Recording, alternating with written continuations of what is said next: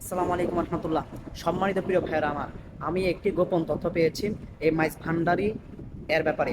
এই যে মাইজ ভান্ডার, এই মাইজ ভান্ডারের মাঝে আছে অস্ত্রের কারখানা। আপনারা সকলেই জানেন বাংলাদেশের বিভিন্ন মাজারের মাঝে অস্ত্র পাওয়া গেছে। এই মাইজ ভান্ডারের মাঝে অস্ত্র আছে। কে এই অস্ত্রগুলো আনছেন? এই যে সৈয়দ আবুল বাশার, সে তো এমপি ছিল, তখন তার সেফটি নিরাপত্তার জন্য অনেকগুলো অস্ত্র এনে সে এই যে এনে রেখেছিল। এই অস্ত্রগুলো কোথায় আছে জানেন? আমি আমি খোঁজ পাইছি এই অস্ত্রগুলো আছে যে এই দেখতে পাচ্ছেন যে বড় বড় মাজারগুলো আছে, এই মাজারগুলোর ভিতরে তারা রেখেছে। একটা দরজা করা আছে, এই দরজা দিয়ে তারা এই অস্ত্রগুলো ঢুকাইয়া রাখছিল। আর সেখান থেকে বের করে তারা মনে করছিল যদি তাদের উপর হামলা করা হয় তাহলে তারা এখান থেকে অস্ত্র বের করে প্রতিহত করবে।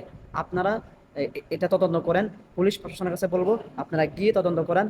আর না হয় দেশের জনগণ যারা আপনারা আছেন সকলে সচেতন হন এবং সকলে ঐক্যবদ্ধভাবে লং মার্চ টু মাইজ ভান্ডারে এটার এই নামে আপনারা সকলে মাইজ ভান্ডারে গিয়ে এই তথ্য সঠিক কি সঠিক না দেখে আসুন। অবশ্যই এটা দেখা উচিত, জানা উচিত, আমাদের সকলের এটা কর্তব্য। যদি আমরা মাইজ ভান্ডারদের হাতে থেকে বাঁচতে চাই তাহলে আমাদের এটা করতে হবে। ঠিক আছে, এটা আমি একটা সোর্স পাইছি, একজন আমাকে এটা খবর দিছে।